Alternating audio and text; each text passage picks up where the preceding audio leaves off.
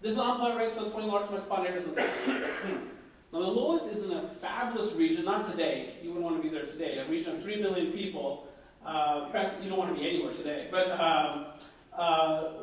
region that gave us companies like Best Buy, Target, 3M, Cargill, General Mills, United Health, Wells Fargo, U.S. Bank. Minneapolis is a corporate haven, and their unemployment rate 4.1%. Washington, D.C., 5.9%. That unemployment rate has actually been rising over the past year. Again, sequestration began March 1st. Dallas is booming, just booming. 4% job growth, fantastic. Rapid population growth. Houston is booming as well. And I would argue to you is our newest global American city, such as the pace of legal migration to the Houston metropolitan area.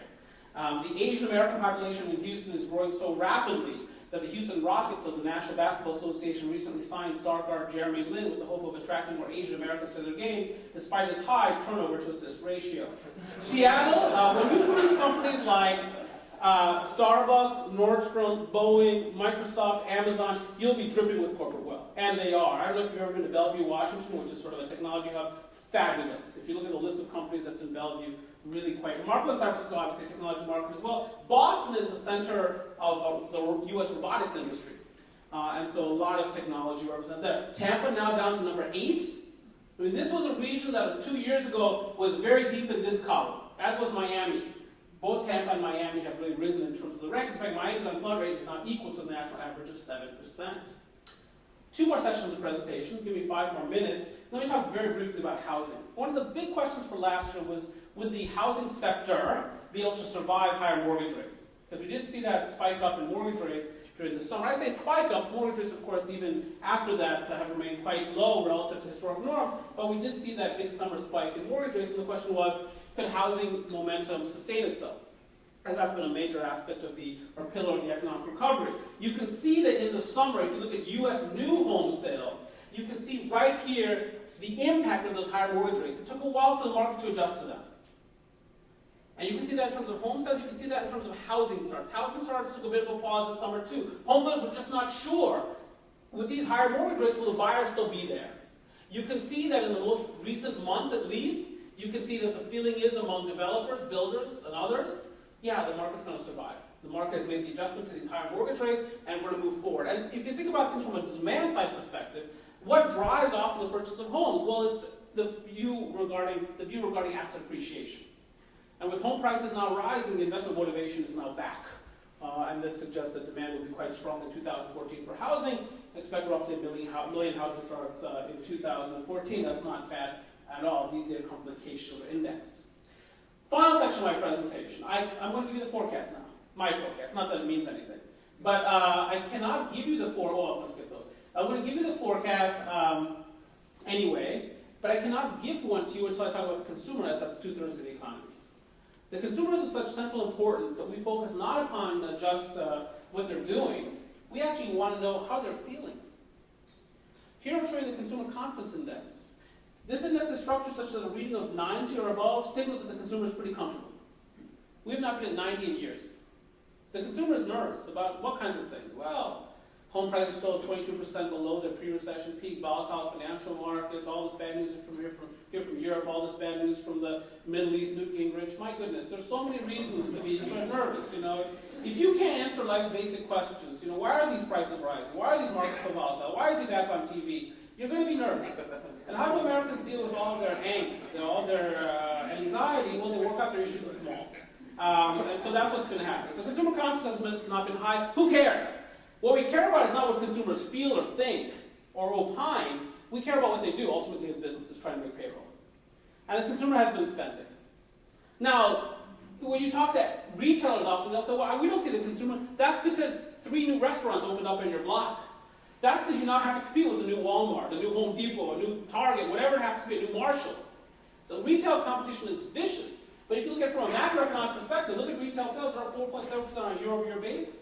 And if you look at things categorically, the number one category in terms of growth in retail spending over the past year, motor vehicle and parts dealers, that's auto dealers. Because we're buying a ton of cars. Low interest rates, but the economy's coming back. People have got to go to work, and the average age of the auto fleet is 11 years, so it's replacement time. Second is furniture and home furnishing stores. Furniture. Because people are putting money back into their homes. Why? Because their home is becoming more valuable. They're interested in durable goods. Internet retailers up 9.4%. Electronics and appliance stores. Best Buy had a blowout year last year in terms of the stock price. Look it up. Best Buy was fabulous. So people had sort of said, oh, Best Buy is dead. Best Buy is not dead. Because the consumer has come back quite strongly. Gasoline stations, say, well, gasoline stations are down. I don't know how to explain that. That's because gas prices were down. So that shows up in their revenues. That's actually a positive indicator for this economy because we spend less on gasoline, we're able to spend more on some of these other categories. This is U.S. Auto sales, new car sales. Last year we sold more than 15 million new cars and light trucks in our country. This year we'll do something similar. The money is pretty good. I'll color-coded the data here. So the bottom three bars, you may not be able to see these colors, but red, yellow, green right here, this is the big three automakers, GM, Ford, Chrysler. And you can see the U.S. performance has really sprouted recently. Fantastic.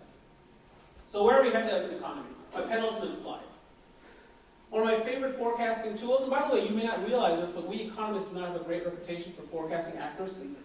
So we use what we can. This index is phenomenal. It's produced by the Conference Board, which is a private organization in New York. So this index predicted the recession. So it turns way negative in August of 2007. No one saw the recession. Not many people saw the recession coming. I mean, they saw that the housing market was overheated. There would be a recession, but they didn't necessarily see it immediately as of August of 2007. It started in December. The index told us recession is coming. And then it said recovery is coming. It turns positive in early 2009. Well, the recession ended in June of 2009. So it predicted the recession, predicted the onset of recovery. What does it predict now? Well, the last 6 readings here have been up, up, up, up, up, up. It's suggesting to us further recovery ahead. So what's to expect? What's coming next year? Economy gained momentum over the course of last year. Tailwinds included a booming stock market, lower gasoline prices, stabilizing global economy, and consumer expenditures on interest rate sensitive durable goods like housing and autos. The current year is associated with greater certainty regarding federal budgeting and monetary policy that helps. But the world is not perfect. We still, of course, have these black swan threats: Iran, Israel/Iran, Europe, contagion, cybersecurity, electromagnetic pulse. I could have added North Korea to this list. The North Koreans had a missile test late in 2012 where the missile went from roughly me to you, sir. But they had their biggest one trying to lob it into South Korea, but these things are frightfully heavy, and he kind of throws like a girl or a Steeler, so he didn't get there. So then, so in January of 2015, they tried again, and they got a rocket, a satellite into space. Literally a few days later, their third successful nuclear test, and now they're promising their fourth. So obviously you guys still have these black swan threats out there. And then, not necessarily black swan threats, but another threat, at least the CEO confidence, healthcare reform could slow full-time hiring. What's interesting about that is the Federal Reserve is looking at the unemployment rate and job creation saying, we're going to taper faster if we see more job growth. But if healthcare reform slows down job growth and keeps the unemployment rate higher than it otherwise would be, that actually means good things from a monetary policy perspective. So this is not necessarily a pure negative. And finally, regions with rapid population growth, Florida, for instance, and/or significant import-export activity, Florida, for instance, industrial output and energy production will lead the way.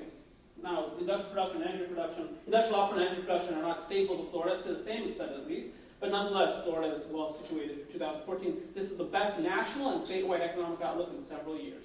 I thank you very much, Gulf Coast CEO Forum, for the opportunity to be with you today. It's been a privilege.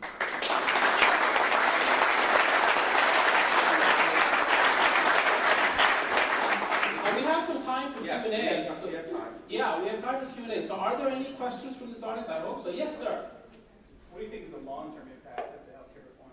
The question is, what is the long-term impact of healthcare reform? Right, because we have had a tendency to focus on the short-term issues, the electronic exchanges, whether the state-level exchanges, some of which are failing themselves, or the federal exchange, which is functioning a bit better now, the lack of sign-ups among young people, so on and so forth. All these kinds of things have sort of been front and center. But, insuring 30 to 33 million uninsured is a sort of long-term project. And the adjustments in the healthcare delivery system, that's a long-term phenomenon. So we're fixated on the short term, but probably we should take a longer-term view, and I'm glad you asked that question. Here's my feeling, and I could be dead wrong. You're not going to see much reform to healthcare reform, because you would actually need Republicans willing to work with the president to reform healthcare reform, right? So it is what it is, and it will be what it is today. So how does this play out in its current form? So you've got these exchanges. Now, these exchanges are various insurance products. That's true. Some of these look very much like the traditional insurance products, the ones that you've been using to insure your employees, for instance.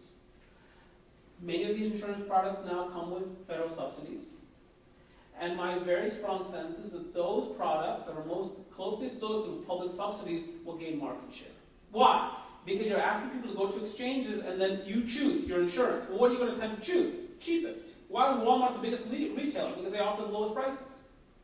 I ask, student, I teach at Johns Hopkins, I ask my students sometimes, well, what does it say on the front of every Walmart? And they say, Walmart. I say, you people are genius, and I can see how you got in here. I see that.